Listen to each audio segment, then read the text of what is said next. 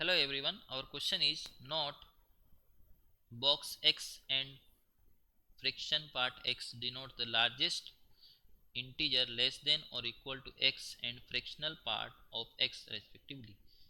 तो यहाँ पे हमको दो कॉलम दिए हुए हैं, column one and column to. उसमें हमारा जो फ्रैक्शनल पार्ट है और ग्रेटेस्ट इंटीजर है उसके बारे में बताया गया है। तो हमको कॉलम वन और कॉलम टू को मैच करना है। तो देखो पहले हम कॉलम वन के ए पार्ट से स्टार्ट करते हैं। ये हमारा क्वेश्चन है और इधर हमारा आंसर है। एफ एक्स हमारा दिया है क्या, एफ एक्स हमको ये दिया है f x equal to x plus one into mod of x minus one. तो ये इन चारों में से किस ऑप्शन से मैच होगा उसके लिए देखेंगे। तो जब भी मॉड फंक्शन आता है उसको हम दो पार्ट में ब्रेक कर देंगे। तो इस डेफिनेशन क्या होगा कि अगर हमारा ये वाला part x minus one greater than equal to zero हुआ तो ये पॉजिटिव हो जाएगा। तो ये x plus one x minus one तो ये हमारा simply x square minus one बन जाएगा। और अगर एक्स माइनस वन हमारा लेस देन जीरो तो ये नेगेटिव आएगा तो माइनस, तो ये आएगा minus x square minus one, ये बनेगा। तो ये हमारा फंक्शन हो गया कब, एक्स ग्रेटर देन वन के लिए। ये इसको हम चाहे तो X greater than equal to one लिख सकते हैं और इसको एक्स लेस देन वन।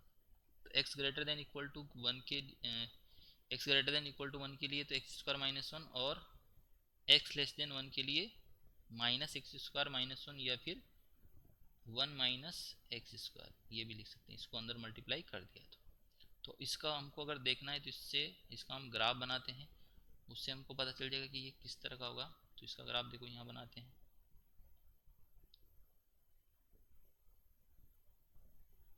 तो देखो x इक्वल टू अगर हम जीरो रखेंगे इसमें तो जीरो पर हमारा ये सॉरी वन रखेंगे तो जीरो देगा, तो ये आ गया। और माइनस वन रखेंगे तो भी जीरो देगा, तो ये माइनस वन और वन तो पॉइंट हो गया। अब अगर x का वैल्यू ज़्यादा है वन से तो ये इस तरह का फंक्शन है, तो ये हमारा एक अपवर्ड ओपनिंग पैराबोला होगा। तो उसको इस तरह से बना दिया।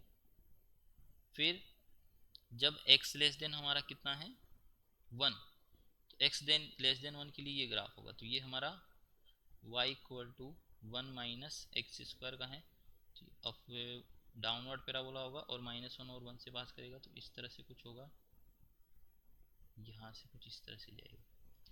तो ये हमारा हो गया। तो अब इसको अगर देखेंगे तो ये माइनस वन और वन में तो कॉन्टिन्यूस भी है और हमारा डिफरेंशिएबल भी है। तो ये हमारा माइनस वन और वन ओपन में कॉन्टिन्यूस भी है एंड डिफरेंशिएबल भी है। तो ये हमारा ए किससे मैच हो जाएगा, ए पार्ट हमारा मैच हो जाएगा पी एंड क्यू से।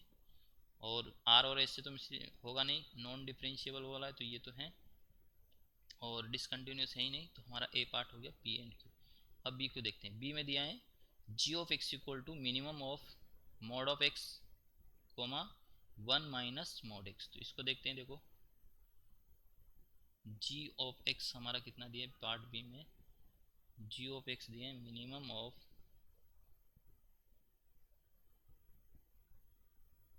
Mod of X comma one minus mod X. तो इसका भी हम डायरेक्ट ग्राफ बनाएंगे तो वहाँ से बहुत आसानी से इसका एक्सप्लेनेशन दे सकते हैं। तो मॉड एक्स का ग्राफ हमारा ये होता है, मॉड एक्स का ग्राफ ये हो गया। और इसका बनाएंगे तो ये क्या होगा, देखो y इक्वल टू सेवन जो हमारा वन माइनस मॉड एक्स जो है इसको हम दो में ब्रेक कर देंगे तो क्या होगा, अगर x मॉड x हमारा greater than zero equal to है तो ये वन माइनस एक्स बनेगा। और अगर x हमारा लेस देन जीरो है तो ये वन प्लस एक्स बन जाएगा। तो अगर देखो इसका अगर हम बनाएंगे x लेस देन जीरो के लिए तो ये माइनस वन से पास करेगा तो कुछ इस तरह से आएगा, और ये हमारा वन से पास करेगा तो कुछ इस तरह से आएगा। तो ये हो गया। अब हमको इसमें बताना है मिनिमम वाला जो पार्ट होगा वो हमारा आंसर। तो देखो मिनिमम में यहाँ से देखेंगे तो ये वाला रहेगा, तो ये हमारा आंसर है, ये आंसर है। यहाँ पे आके फिर मिनिमम हमारा ये हो गया तो ये वाला पार्ट हमारा आंसर है। फिर यहाँ पे इधर ही हो गया। तो इसमें अगर हम देखेंगे तो यहाँ पे जो कट करा ये माइनस वन है, यहाँ पे जो कट करा ये वन है। तो इसमें अगर हम देखेंगे तो हमारा ग्राफ तो कंटिन्यूस है, मतलब जी एक्स कॉन्टिन्यूस है, बट इन चार जगहों पे, सॉरी तीन जगह पे, एक तो यहाँ पे और यहाँ पे हमारा शार्प पॉइंट या कॉर्नर पॉइंट आ रहा है, इसलिए यहाँ पे ये डिफरेंशिएबल नहीं होगा। तो क्या है ये, कॉन्टिन्यूस है बट नॉन डिफरेंशिएबल है। तो कौन सा मैच होगा, देखो कॉन्टिन्यूस बट नॉन डिफरेंशिएबल, तो हमारा पी एंड आर मैच हो जाएगा बी से। तो बी से हमारा पी एंड आर मैच हो गया। चलो अब एच सी पार्ट देखते हैं। H of x equal to fractional part of x plus 2 times of greatest integer of x. तो इसको सॉल्व करते हैं एच एक्स को। सी पार्ट हमारा पहले इसको लिख दिया। बी हमारा किससे किससे मैच हुआ, बी मैच हुआ हमारा पी से एंड आर से। अब सी पार्ट में दिया हमको H of x equal to fractional part of x plus 2 times of greatest integer of x. तो एक प्रॉपर्टी होती है X equal to fractional part of x plus greatest integer of x.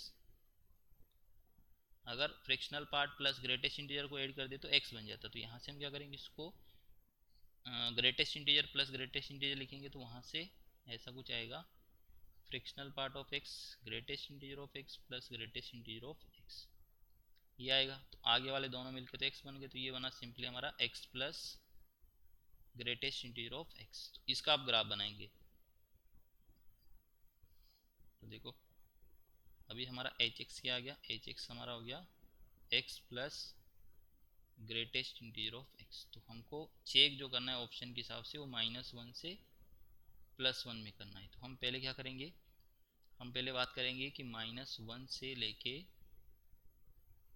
0 के बीच में हमारा एच एक्स क्या देगा। तो -1 से 0 के बीच के हर नंबर का ग्रेटेस्ट इंटीजर क्या होगा, -1। इस केस में हमारा एच एक्स क्या आ जाएगा, एच एक्स हमारा जाएगा एक्स और इसका वैल्यू -1 होगी। फिर अगर हम बात करेंगे 0 से 1 के लिए, तो अगर हमारा 0 equal to x less than 1 हुआ तो इन सब तरह नंबर के लिए हमारा, इसके लिए हमारा फ्रैक्शनल पार्ट ऑफ एक्स होगा -1 और यहाँ पे हो जाएगा फ्रैक्शनल पार्ट ऑफ एक्स 0। तो हमारा एच एक्स किसकी तरह काम करेगा, एच एक्स हमारा एक्स की तरह काम करेगा। और 1 से बड़े के लिए हमको 1 पे देखना ही नहीं। तो ये दो हमारे पार्ट आ गए। इसका ग्राफ बनाते हैं। तो x इक्वल टू 1, 0 to 1 के लिए y इक्वल टू एक्स की तरह काम करेगा। तो ये हमारा इस तरह से हो जाएगा यहाँ पे 1 तक के लिए। तो यहाँ ओपन रहेगा, इधर फील्ड रहेगा। फिर अगर हम इसमें बात करते हैं कि -1 to 0, तो -1 to 0 में अगर हम देखेंगे तो ये ग्राफ आ रहा है y इक्वल टू एक्स -1 का। तो इसमें x को 0 पुट करेंगे तो y आएगा -1, मीन्स हमारा यहाँ पे आएगा। और x को अगर -2 पुट करेंगे तो -2 पे, तो मतलब हमारा ये इसी तरह का इधर कहीं जाएगा, यहाँ पे -2 पे इधर आएगा और ये हमारा यहाँ पे ओपन रहेगा 0 पे। तो ये आ गया। अब ये ग्राफ हमारा है कौन सा, ये वाला पार्ट नहीं, ये वाला। तो ये हमारा डिसकंटिन्यूस भी है और नॉन डिफरेंशिएबल तो होगा ही। तो जो हमारा सी पार्ट है वो किससे मैच हो गया, नॉन डिफरेंशिएबल प्लस डिसकंटिन्यूस। तो हमारा आर एंड एस पार्ट में ये दिया है नॉन डिफरेंशिएबल एंड डिसकंटिन्यूस। तो ये हमारे तीनों पार्ट मैच हो गए। Thank you.